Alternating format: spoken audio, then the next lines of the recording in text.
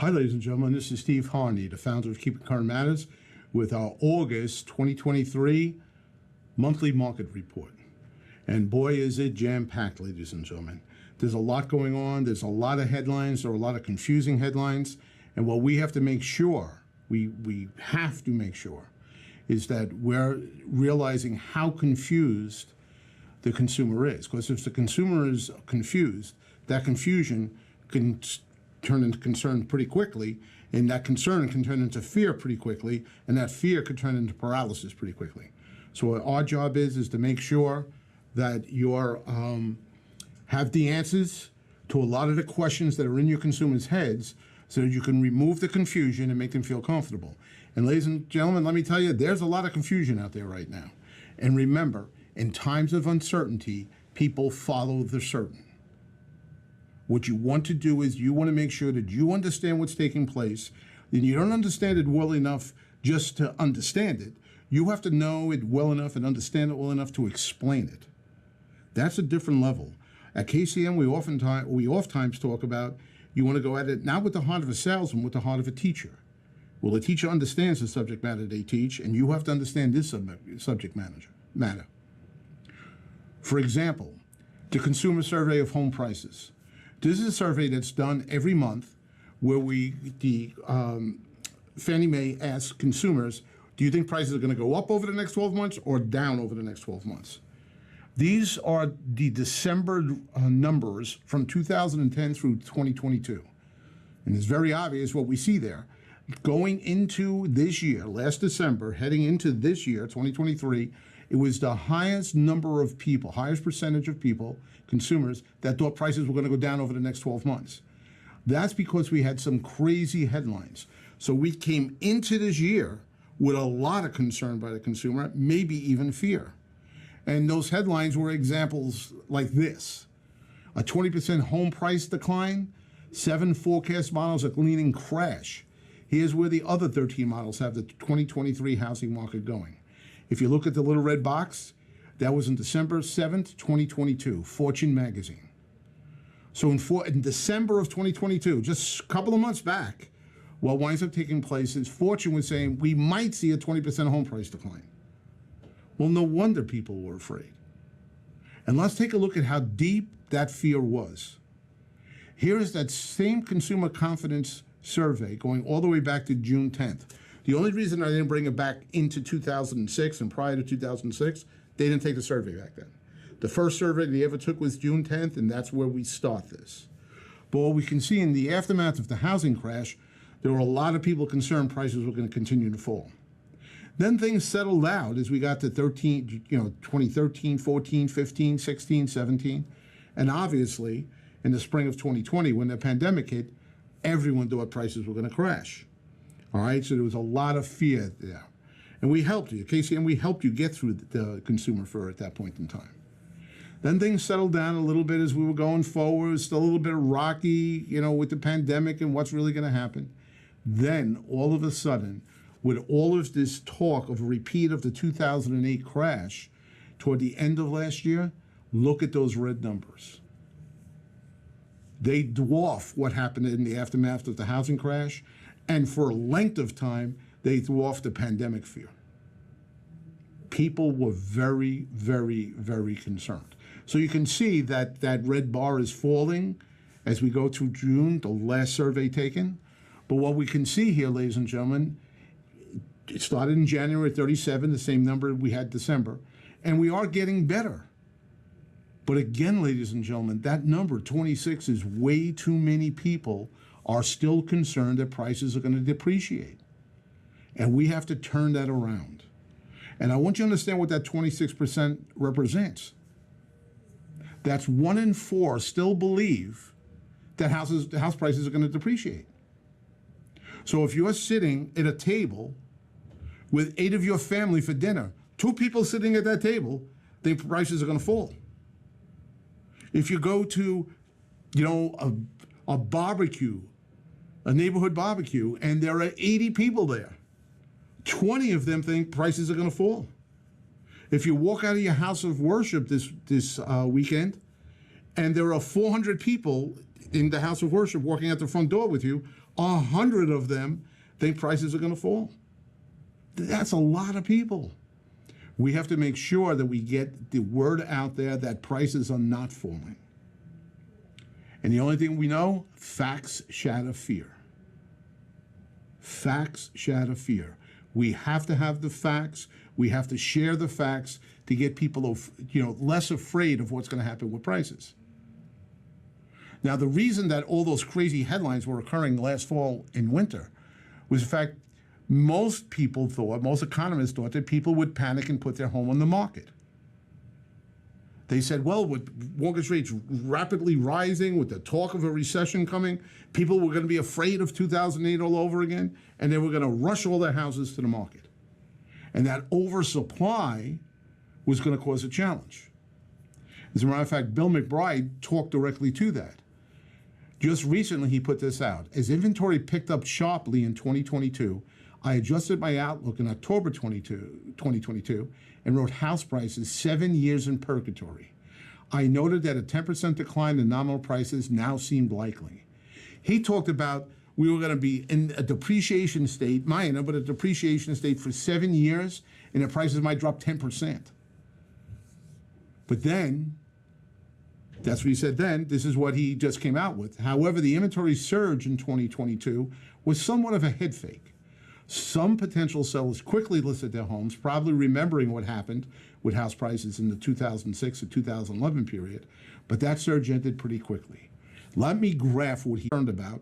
That's the normal seasonality of new listings coming to the market. But the break point is normally May. You see that black dotted line coming down? Last year, the red line, we saw that it didn't all of a sudden break in May. It continued for a month upward. When economists saw that, when market analysts saw that, they said, oh my God, this is going to shoot up and shoot up all the way to the right. We're going to have a tremendous amount of new listings coming to the market. At the same time, interest rates are going up, which is going to really squeeze demand.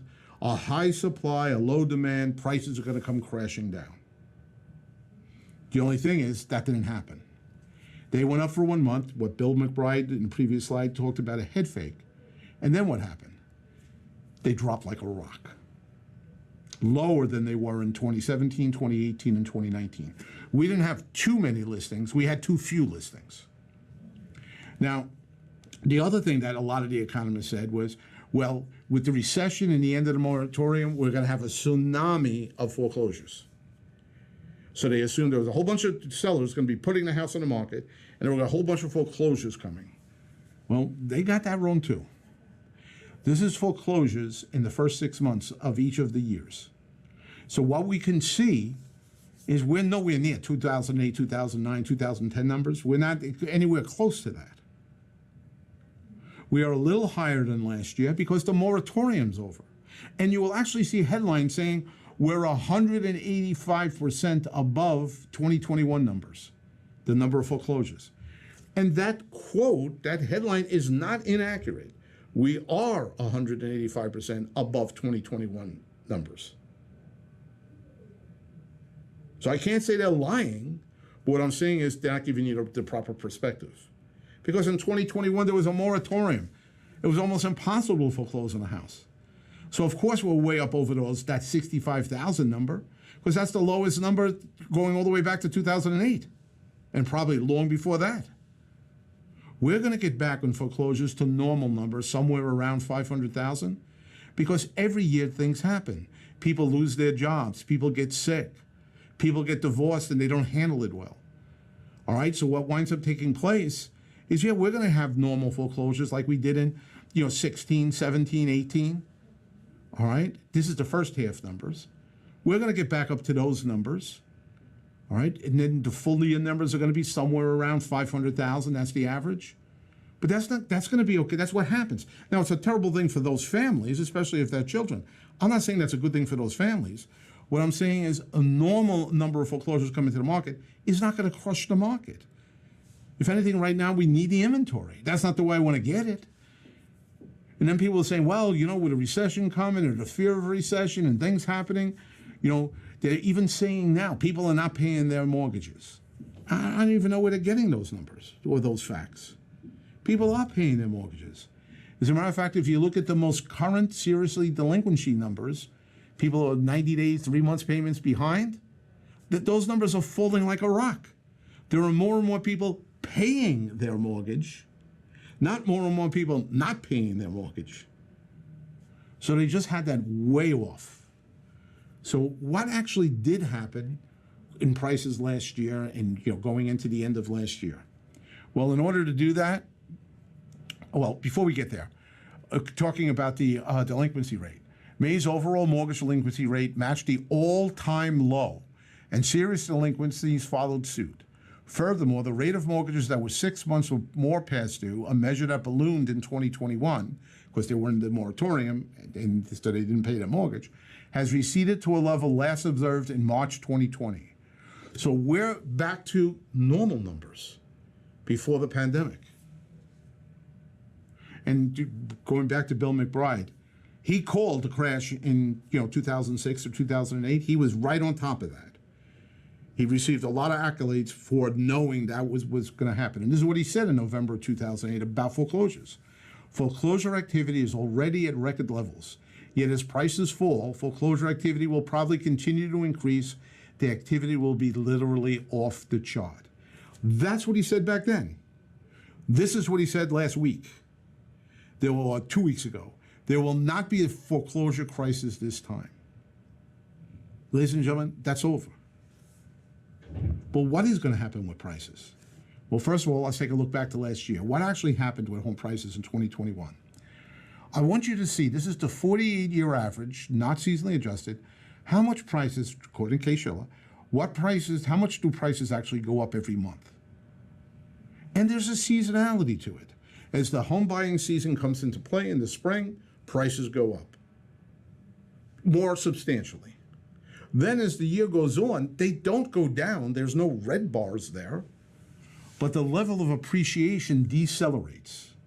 And that's a big difference between those two, ladies and gentlemen. There's a big difference between depreciation, and deceleration of appreciation. Houses in October, November, December still go up, just not as high to the same level as they do earlier in the year. Well, let's take a look at last year. First, I'm going to minimize this graph so we can add things to it. That's this graph minimized. Well, if we take a look at what happened in 2022, we blew away normal appreciation. The first month, we were 10 times greater than normal. The second month, we were more than 6 times greater. The next month, we were more than 4 times greater. The next month, we were 2.5 times greater. Of course, we couldn't sustain that.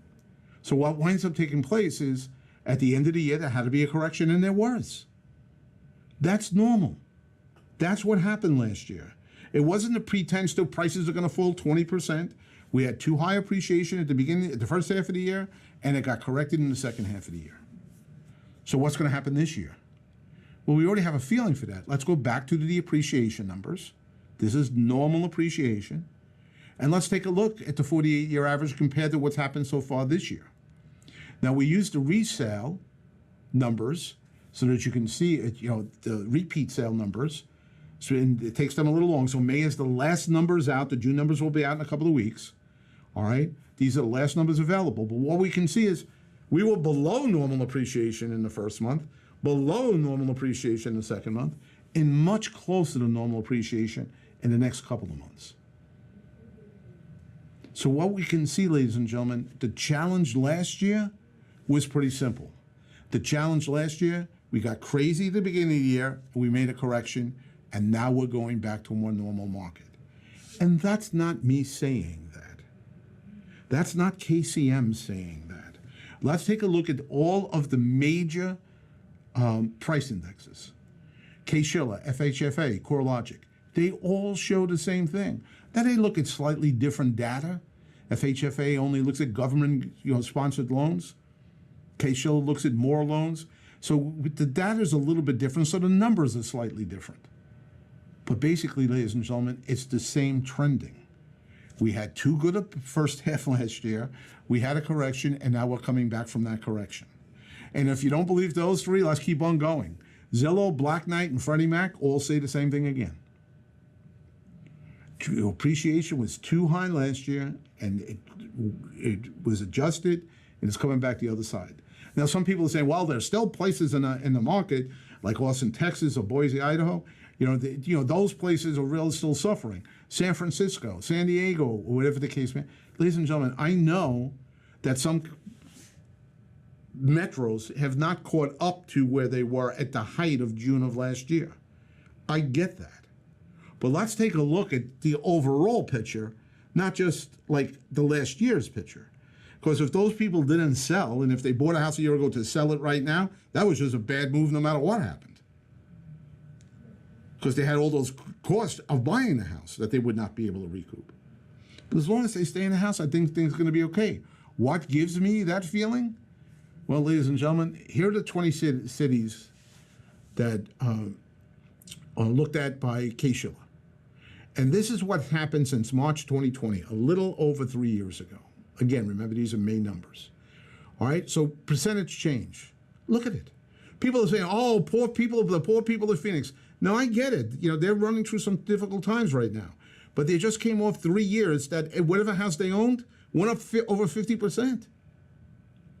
Tampa is up 63.8%.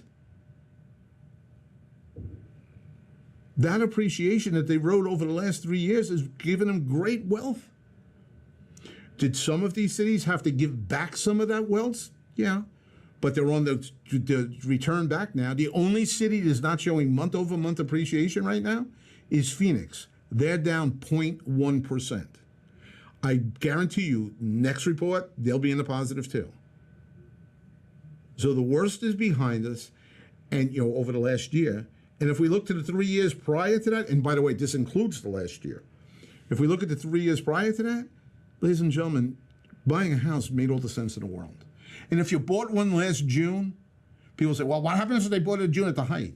Well, I looked it up. They also got, if they bought it at the beginning of June, they also got a 5.04 mortgage rate. Their monthly expense is less than if they bought one right now.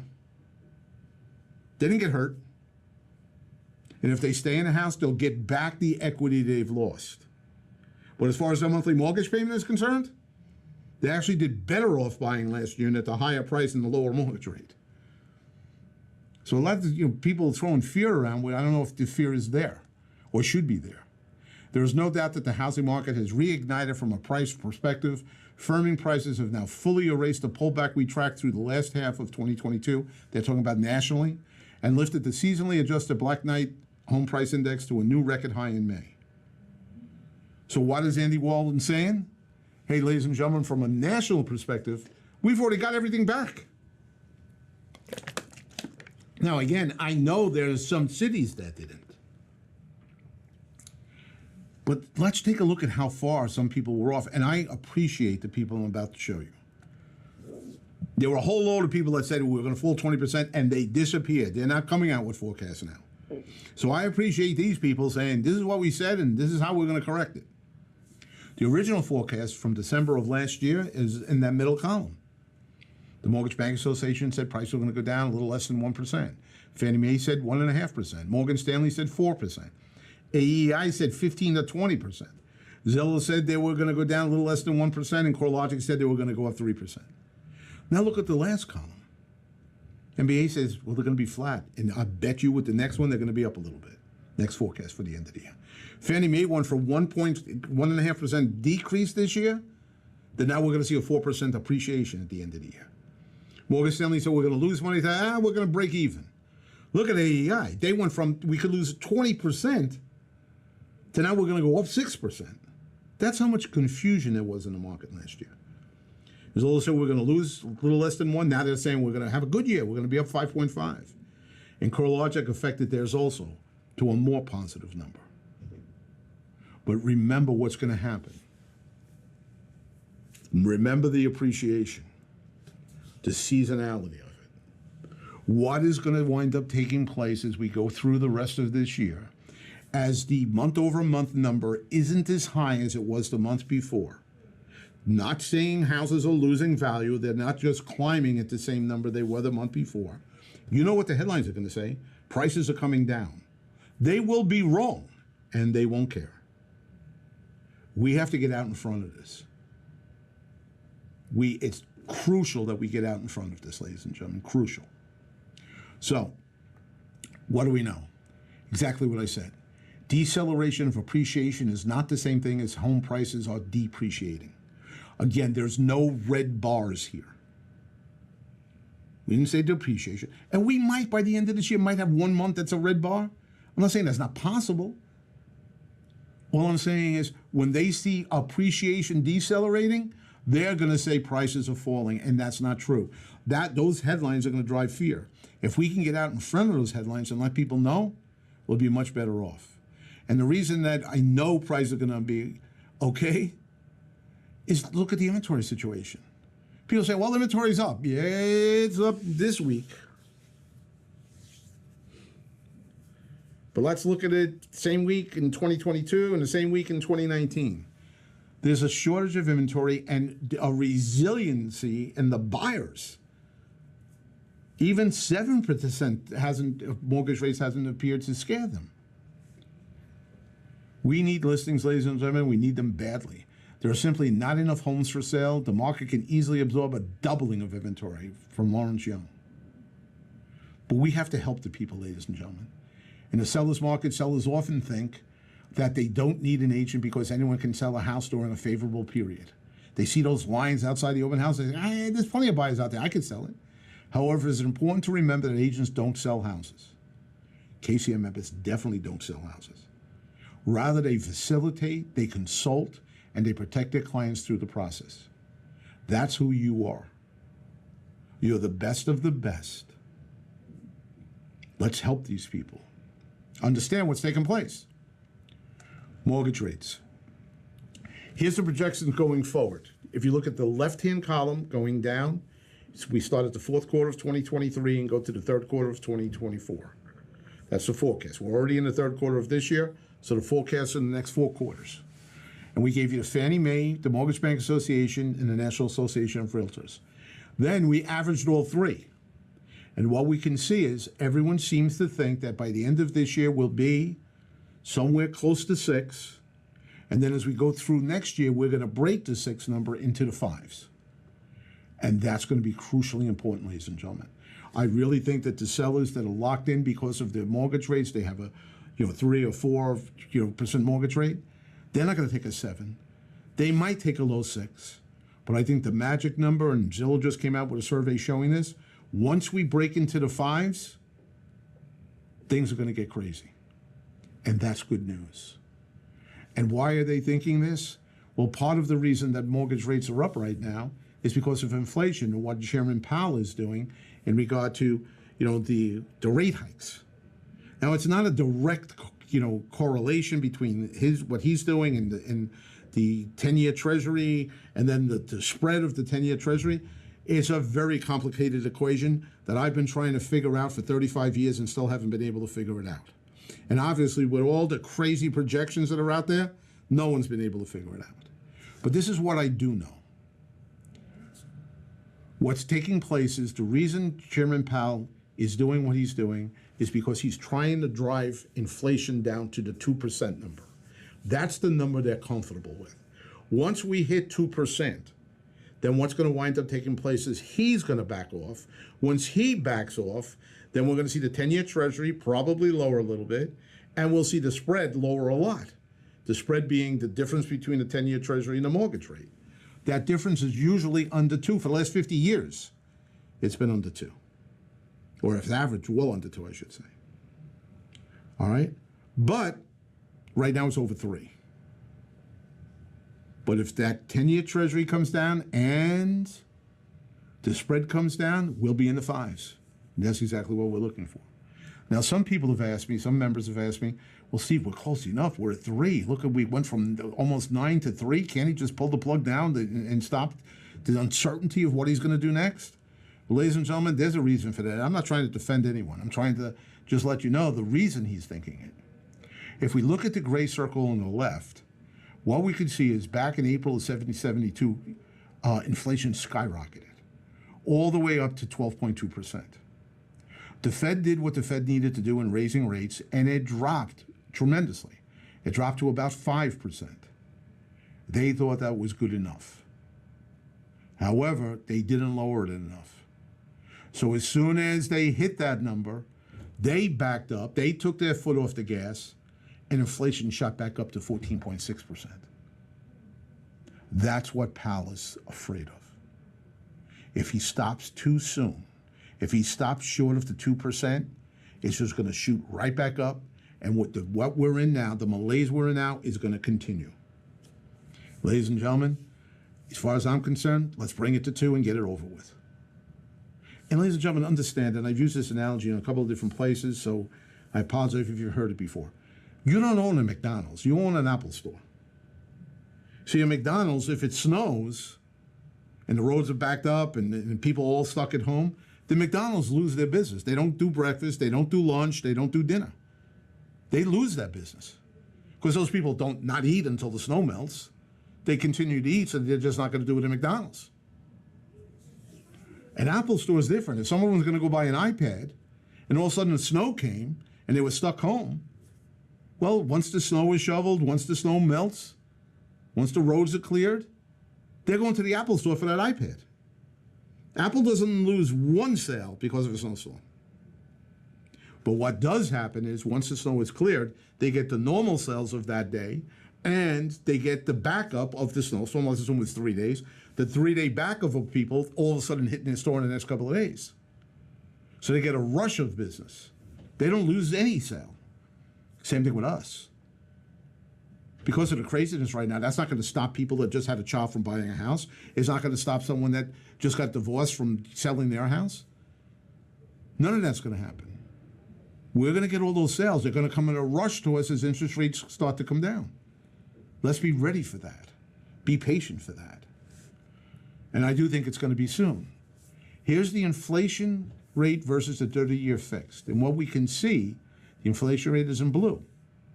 When the inflation rate comes down, mortgage rates come down. Well, the inflation rate just dropped like a rock. And ladies and gentlemen, I think the 30-year fixed rate mortgage is going to do the same thing. Can I guess when? No. This is what I've learned. In 35 years, nobody knows exactly when. But we can look at the indicators and say, it's not that far away, because I think that's true. But the single most important thing, ladies and gentlemen, is that we can't be afraid. We have to be out there. We have to explain to the consumer what's taking place. We have to take the fear out of the market. We have to make sure that we understand that. Facts shatter fear. Let's go out there and give them the facts. That's crucially important. And ladies and gentlemen, this is a survey, and I will repeat this survey for the rest of the year. We've done by 1,000 Watt. A good friend of mine, Mark Davidson, is one of the founders. This is the percentage of homeowners who desire to sell their home within 6 months, who are more inclined to do so after speaking to an agent. All right, let's go over that again. If they spoke to an agent, 2 out of 3 are more inclined to go ahead and put the house on the market. You know what that tells me? We have to speak to more people. We have to make sure we're in front of as many consumers as we possibly can. I don't care if you do that with doing a video on TikTok. I don't care if you do that with a mailing. I don't care if you do that door knocking. I don't care if you do that putting up a table out during, county fair. I don't really care how you're in front of the people. You make that decision, what your business plan is. All I'm saying is up it. Get in front of more people. The way we're going to turn this thing around is exactly that. Well, that's this month's deep dive, but I have a couple of announcements to make just so that you know. We're really getting a tremendous response to our deep dives on Monday morning. You can look at the replays if you'd like. We've covered prices in a much deeper way, the last two. This past week, we covered mortgage rates in a much deeper way. We did it for a few minutes here. We did 30 minutes on it, and you can look at these replays. All right, and that's important. And the next one, if you're listening to this on the 10th, the day that the monthly market report comes out, the next Monday, the 14th, we're going to be doing it on the whole foreclosure situation. Why it's not going to, there's no crisis coming. So look at the deep dives every Monday. Look for the promotions of them so you know what the subject is. And if you're interested in it, please join us. And the deep dive, this is what we know. Most agents know what's happening. Good agents understand what's happening. In the deep dive, we're looking for the great agents who want to explain what's happening. They want to be able to explain what's happening. That's important. And as I mentioned, Monday the 14th, which is directly Monday, if you listen to this on the 10th, if you listen to it past the 10th, with the day of its release, you might have to look at the replay. But the foreclosure crisis, what is really going to happen? Now I want to give you a quote and then introduce something. The quote is pretty simple. This is from Ivy Zellman, an icon in the business. We would never suggest that a real estate company could be successful without fully understanding local market trends. But ignoring macro trends or assuming they do not carry the same weight would be an equally erroneous suggestion. In our experience, the most effective industry leaders appreciate the appropriate balance between the two ends of the spectrum. You need to note the national trends and what's happening as a nation, because that's affecting consumer confidence and everything else. The headlines on the big papers, the headlines in CNN, the headlines on all the TV shows. You need that. But you also needed all the local trends. And for whatever that is now, 16 years, KCM has been very, very, very good at delivering the national trends and what's happening as a market, and we try to help as much as we possibly can. I'm very proud to announce, extremely proud to announce, that the second half of Ivy Zellman's quote, we would never suggest that a real estate company could be successful without fully understanding local market trends. Well, ladies and gentlemen, we heard you, and KCM has now introduced KCM Local. And KCM Local, if you haven't jumped in, jump in, and you can go right down to your zip code. You can pick the zip code you want to look at, and you're going to get great information on what's taking place there.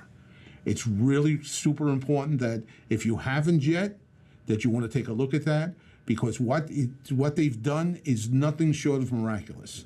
They've taken what we're doing on a national basis, and they're doing it locally. You got local data, national insights, powerful visuals on both, and it's all in one place.